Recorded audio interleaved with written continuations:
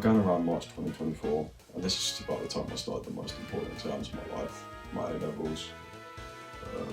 Pretty much decides what you're going to do with the rest of your life, university, anything like that. And it was top to procrastination, I must say. And I hadn't played a Pokemon game since Auras and X and Y in 2013 and 2015 on my DS.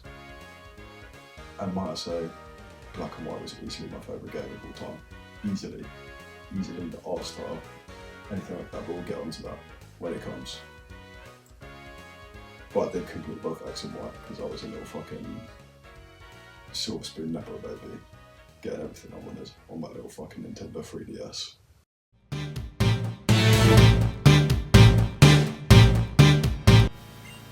One key concept when playing the game that I must reinforce is you need to play the game blind. So you should probably stop watching this now, but if you're already in it, please continue on, and please, I hope you agree with me, I'm sure you will. But some moments in the game are so incredible for a Pokemon game, and watching with surprise makes it infinitely better. Obviously, we all know when you play the end and you fight end. This is a 13-year-old game now. 14-year-old game now. So we all know when all the gym leaders come down and the Elite Four is being mashed to pieces after you see the champion. Incredible scenes. And then now as I go on to explain now, the battle with N is perfect. The climax of the game, Pokémon Black and White, is not just a strength of the game, but it's almost perfection. It's a battle of strength and a battle of ideals between the player character and N. And it begins with the player capturing Zekrom. Obviously, it's a symbolic part of every Pokemon game. But this one feels stronger in a sense because instead of you just having that singular Pokemon like you do in X and Y, where you just catch a Xerneas, in this one, you capture Zekrom, and then you fight against N, and he holds Reshiram, and it becomes this battle between two stupidly strong forces and two concepts against each other in a way. Zekrom being a symbol of truth and balance, and I think canonically I prefer using Zekrom. I just think he makes more sense for someone who is championing the player character who wants the bit of chaos from Pokemon versus N, who is more freedom focused, which Reshiram, I think, in terms of design, encapsulates more. The battle between N and the player isn't just about Pokemon combat, it's more of a confrontation between two philosophies, as I've said. N, having been raised by Team Plasma, believes that Pokemon should be liberated from human control.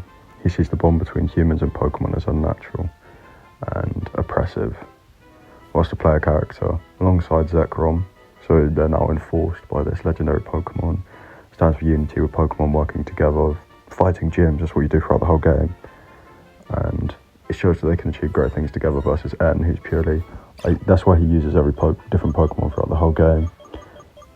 He keeps them freedom, he keeps them cycling because he wants the Pokemon he uses to be free. He uses them once because he's trying to reach this firm goal of them all being completely wild creatures.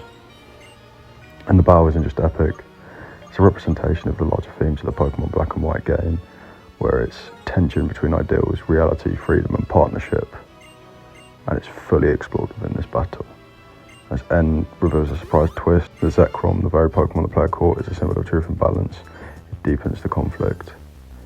The fact that Zekrom, once seen as an adversary, becomes a powerful ally in the fight for ideals when he pops up previously in the game, shows the narrative's depth. And the strength of this theme lies in its universality. The player, as a representative of the ideal of unity, fights not only to save the world, but to preserve the bond between humans and Pokemon. It's a moment that forces the player to reflect on their own beliefs about the balance between freedom and responsibility. And personally, when I played it, I thought, is it truly correct for us to capture these creatures? Do they want to be an extension of the player character? Do they want to be an extension of the person who controls them? And in the end, the battle isn't just about defeating N, it's about realising the delicacies between the two characters, how strong the themes truly are for a child's game, and where everything is not black and white. Okay, now I have to talk about the most important part of a Pokemon game. Easily. The squad.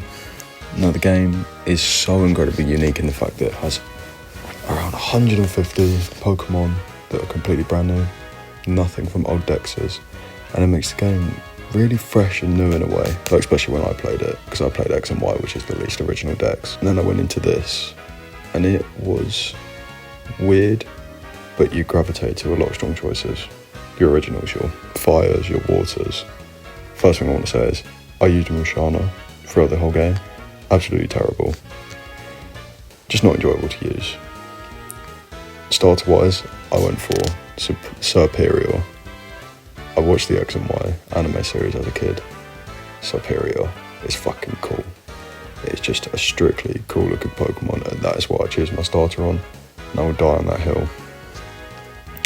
The next Pokemon I went to, which is also on coolness factor, who is also kind of trash, especially in this game, Zebstrika. Just doesn't hit the mark, but an incredibly cool Pokemon, and that's how I think you should structure some of your team. Some, not all. Now Mr. Consistent himself, for me, was Seismitoad. Absolute brick shithouse of a Pokemon. Takes everyone out, surfs throughout the whole game. Absolute tank, absolute beast. He ticks all boxes. He does damage, he's tanky, can be fast if you're over leveled, but obviously that's a given to anyone. Now by far my favourite Pokemon from this generation, the coldest, everyone's favourite, was, for me, is Crocodile. Crocodile was fucking wicked. He came in, used his dark type moves, absolutely destroyed any psychic and ghosts. Just cool. A strictly cool Pokemon. That is what I want in my team. Not all the time, but sometimes. One of the Pokemon I do need to talk about, especially in my team, was Darmanitan. Sheer Force ability. It's alright. I got an Attack EV. Attack EV? I got a Darmanitan with high attack stats. I cannot remember. I got a Darmanitan with a great attacking nature. 140 base attack for a Pokemon with 480 stats and 95 speed in Gen 5 is absolutely nuts. Fire type, obviously, so incredible attacking capabilities there, and he just destroys the whole game. He is so incredibly fun to play with. Okay, that is the end of my video. I've made this in about 3 hours at the end of my night after work.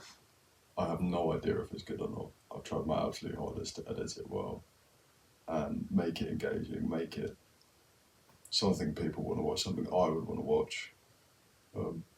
Please comment any recommendation, anything you would change, anything I can improve on, maybe of what I did well if you enjoyed it. But most of all, it was fun. It was a great experience for me to make such a cool video, in my opinion, because I love Pokémon Black and White. It's very cool. But like and subscribe, of course, and stay happy.